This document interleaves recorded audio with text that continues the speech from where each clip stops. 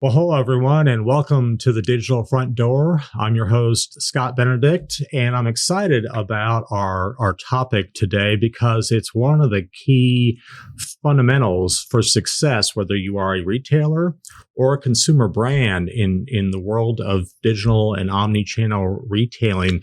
And what we're going to talk about today and really focus on is the role that the product detail page plays, whether that's on a website or in a mobile app, in driving sales for a retailer or for a brand, whether it's going to end up happening online or the purchase ends up happening in physical stores. And so what I thought I'd do is bring in a subject matter expert on this topic. My good friend Ryan Monigan from Flywheel Digital joins us today.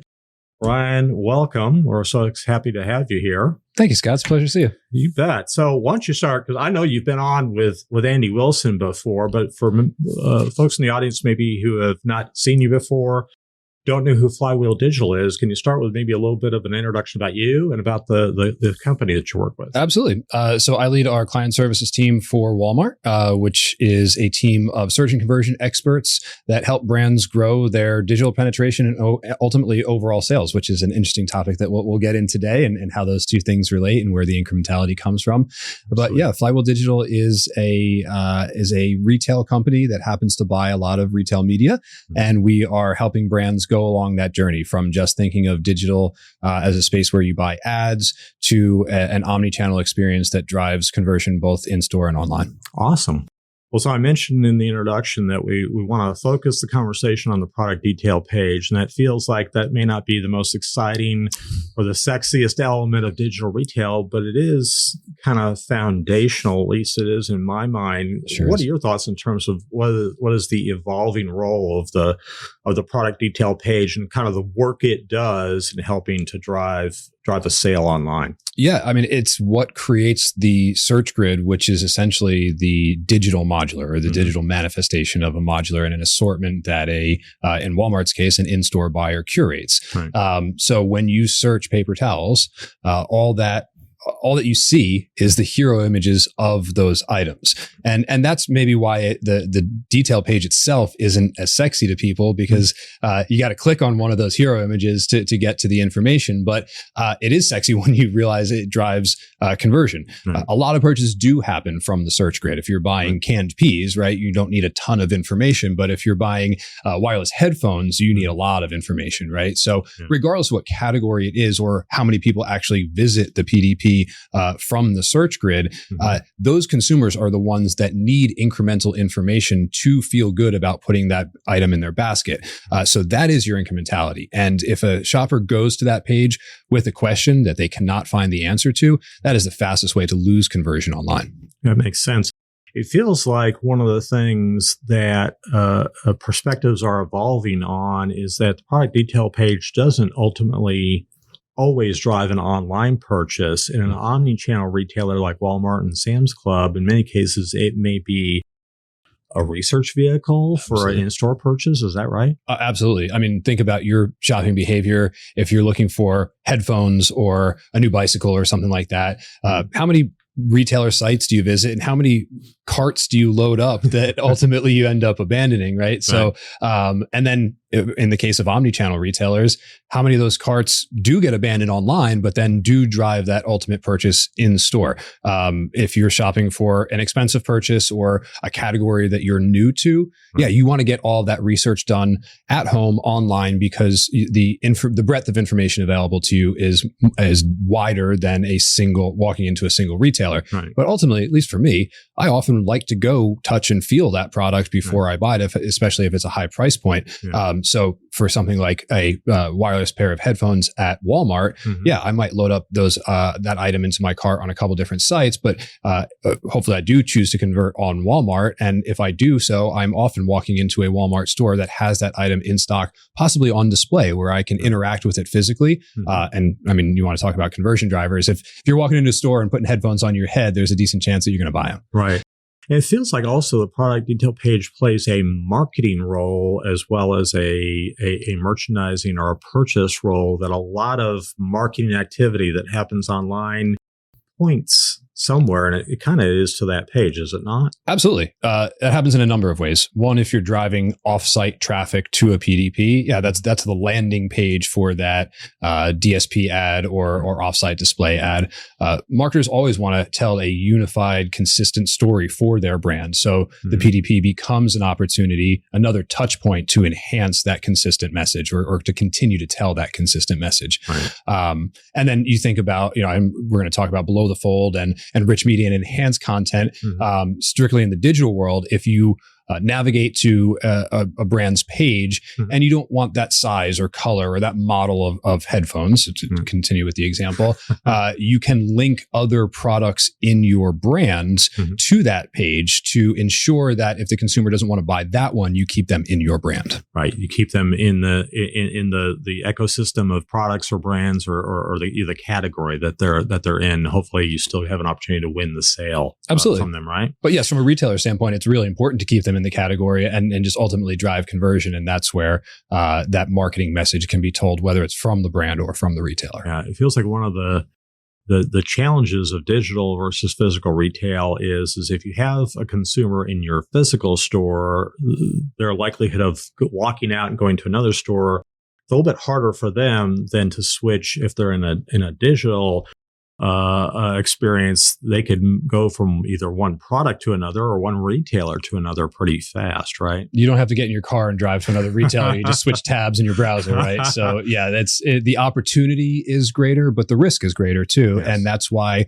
you see both brands and retailers really putting time, energy, effort, and money into curating these experiences, these pages, because that risk of walking or not converting or channel blurring or just spreading your share of wallet a little bit broader is easier online than it is when you have to physically put yourself in the store to spend your wallet. That makes sense. So when you hit a product detail page, again, whether it's on a website or in a mobile app, there's a couple of core elements in my mind of the product detail page. In your mind, what are the most important, most critical elements of a product detail page? To the shopper, it's clearly the hero image, right? That's your one touch point. That's your facing on the modular from the search grid. Of course, the title can be used to convey conversion driving information to the consumer, but it can also optimize your product for organic search. So the text that you include on the page is really, really important to that algorithm. Right. And the algorithm obviously influences the shopper journey very heavily. Then the buy box. Who is actually fulfilling this item? That's a critical piece of information that obviously as an industry person that spends most of their days thinking about this is really, really important to me and to our clients. That might be a hidden detractor from either purchases or satisfaction of that purchase, which then could obviously influence future purchases. Right.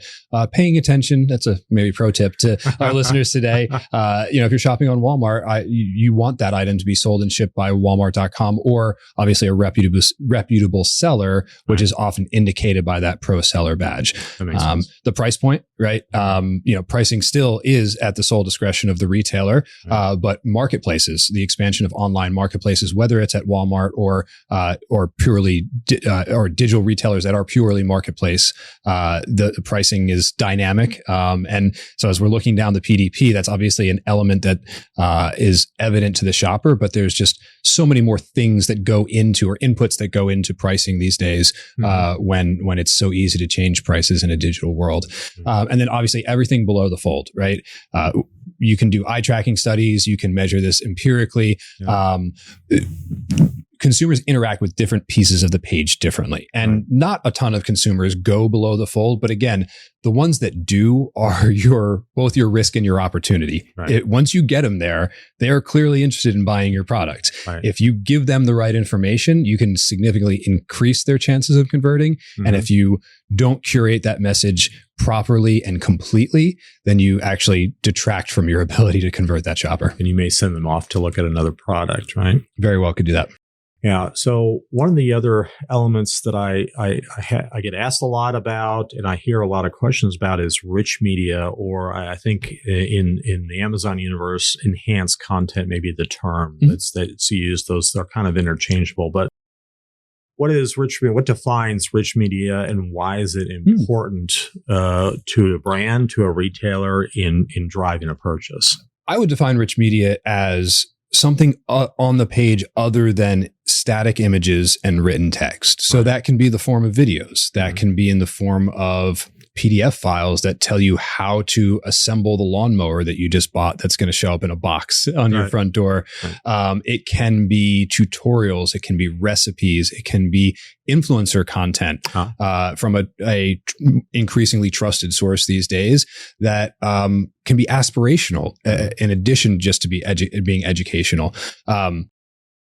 There's probably 2 or 3 other things that I could add to that list that I'm either forgetting now or simply haven't been invented yet, right? So I think what the audience should take away from this is rich media is anything other than images and text, right? So what you as the brand, you as the expert in that space, in that category, or in the expertise on that product specifically, what do you want to tell the shopper and push the limits of what is available today, both in terms of what the assets that your brand is curating, as well as what the retailers that you're partnering with to drive sales will allow on the page. Of course, the sky's the limit digitally, right? We need to work in the relative confines of what's possible, but think outside the box, and that's a great place to drive thought leadership, both for brands and retailers. And keeping on that theme, it feels like the place where rich media initially made the most sense is in more complex product, a high ticket item, but even things as basic as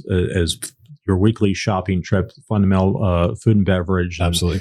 CPG items still occasionally need a story told, either about the ingredients that are in it or how it can be used, that sort of thing. So are you seeing rich media used more broadly across different categories? It's not just something that maybe big ticket items utilize? Yeah, it should be used. I think recipes are obviously, you mentioned the food and beverage space, a great way or a great application of rich media. For all of our shopper marketing friends out there, I'm not an expert there, but that whole discipline is focused not on really creating intent to buy, but consumption post-purchase. So however that manifests itself in your category, partner with your shopper marketers to understand what drives consumption, and then obviously repeat purchase and attach that to the PDP as well. That makes sense. So you mentioned organic search earlier, and I think it feels like so much focus is done today, particularly among digital marketers, on paid search, but organic search really feels like it's more foundational or fundamental to success. Really talk about the importance of that and what are the indicators of success in organic search.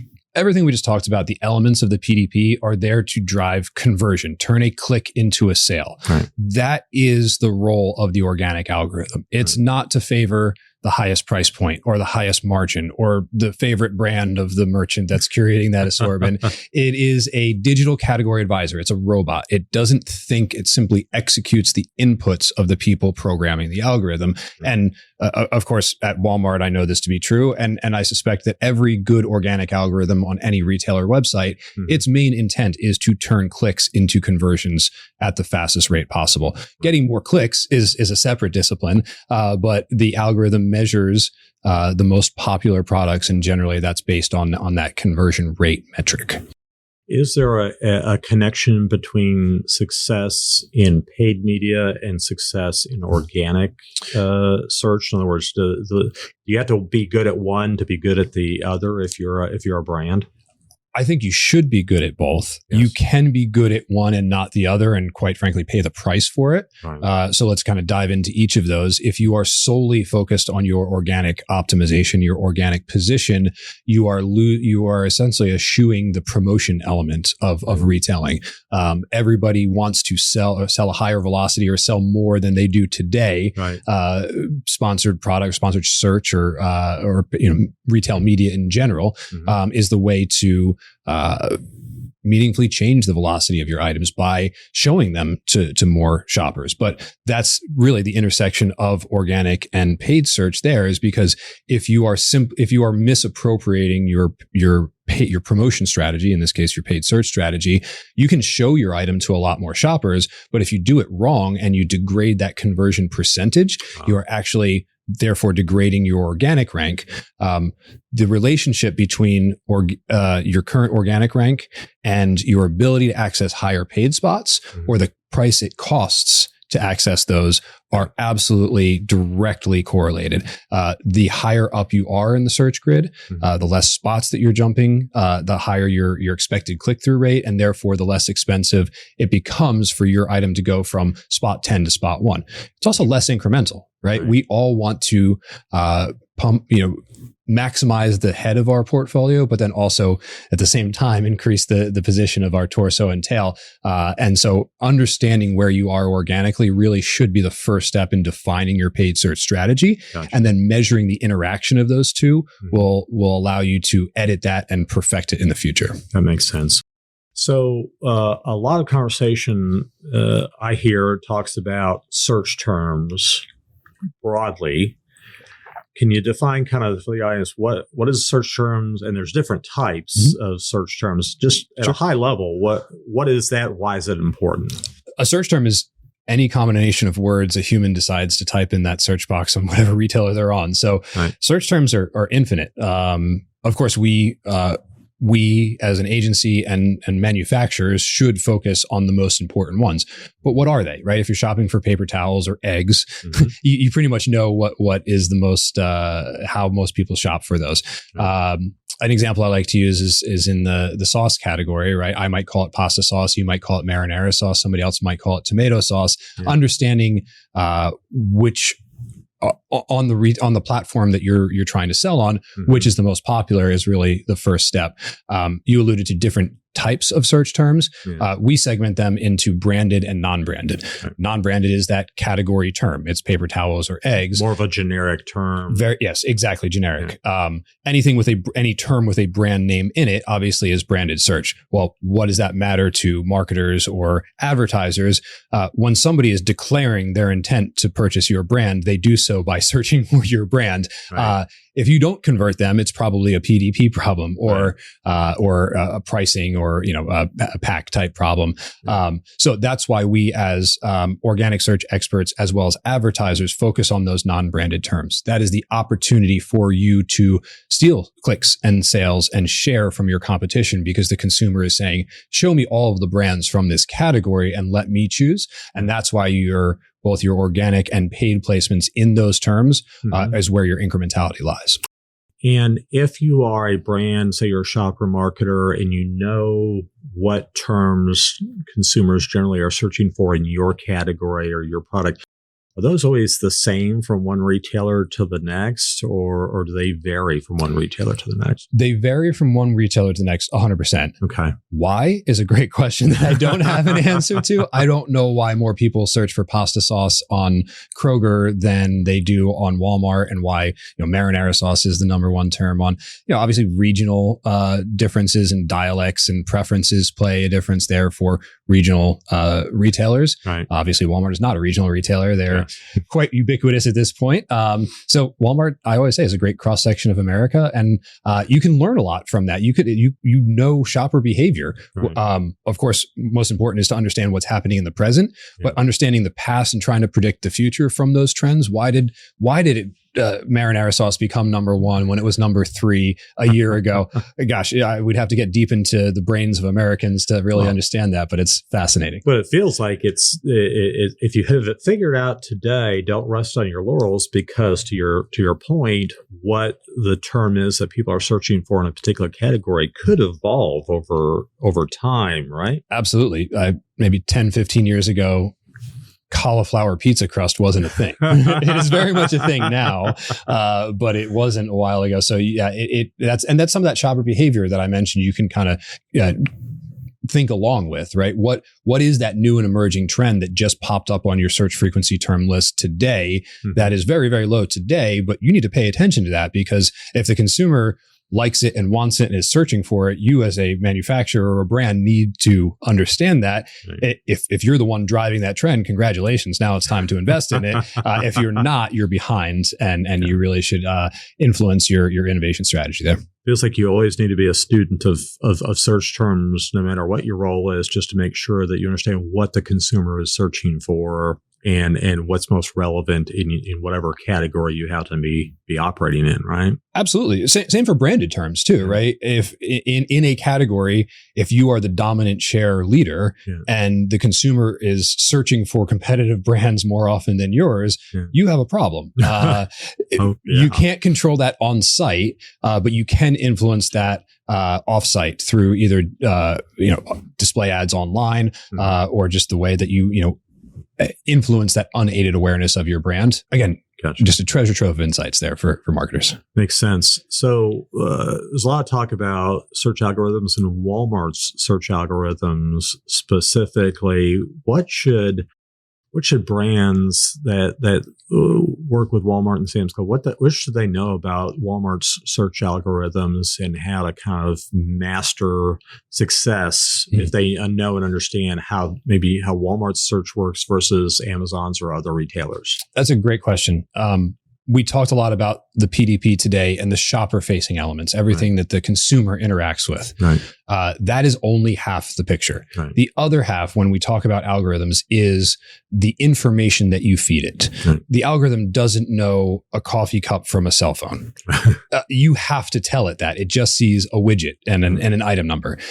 So it starts by classifying it into a category, into a product type, and then a subcategory. That drives on-site taxonomy and navigation. But again, that's the shopper-facing element of it. The algorithm is a robot. It is only doing its job, and you can make it do its job better for your products if you feed it more information. So specifically at Walmart, a lot of this is measured through the content quality scores at the item level. But there are, as suppliers know, hundreds of attributes that are available to be filled out for every item. And that is an investment, both in time, in curation, in technology, in humans. But it's incredibly important. I know it's a pain in the butt, but the juice is absolutely worth the squeeze there. The more the algorithm understands about your item, the more confident it can be in suggesting or serving that item to the shopper. And again, what we're trying to do here is drive conversion. Conversion is aided through those shopper-facing elements, but you still need to drive traffic to the page. And that comes through organic search rank. And organic search rank is definitely influenced by the algorithm's confidence in the item. And that is influenced by the completeness of its attributes in its catalog. So you can't sell somebody something on your item page if they never get there, if they never arrive on it, and search is absolutely critical, it feels like, 100% to that success. So, we're early in 2024, and I think a lot of brands, as they think about their strategies for the year ahead, they're always wondering, well, what's the biggest drivers of success for our brand at Walmart and Sam's Club today? If you had a room full of suppliers asking you that question, what do you think are the biggest drivers of success as they head into this year? Absolutely. It's threefold. It is building the foundation of an item through its catalog, through its shopper-facing content, through its attribute completeness, through its taxonomy, and all elements, all 100% controllable by the supplier elements of that item's digital life. The second is the organic strategy that you put behind it. Understanding where the shopper is, understanding what the retailer algorithm is needing, and blending those two, synthesizing those two into an organic strategy. There are some very sophisticated brands out there that know this better than I do. In general, I think most brands do not pay attention to this, even to like an adequate level. If you don't know, share of voice is a relatively new metric, really, in the digital world. It used to refer to like your share of television GRPs. Share of voice now, to me, the way that we define it is what positions do you have on site, whether they're paid, whether they're organic, and it's multiplied by the value of those positions, right? So if you are position 1 in SPF 50 sunscreen, but position 100 in the term sunscreen, clearly those two terms are nuanced in different ways and have different volume associated with it. So you have to understand, 1, the position, but 2, the value of that digital shelf that you're playing on. And the third element of digital retailing, obviously, is that promotional strategy, primarily manifested in WMC or retail media spend. And that is through both the traffic that you're able to drive to the platform that obviously benefits the retailer in the category, both the display ads on site that can influence your unaided awareness or catch the eye of a shopper that may not have had your item on their shopping list this time. You can kind of get that category and hopefully your brand on the shopping list. And then the third is that sponsored search, paid media on the search grid.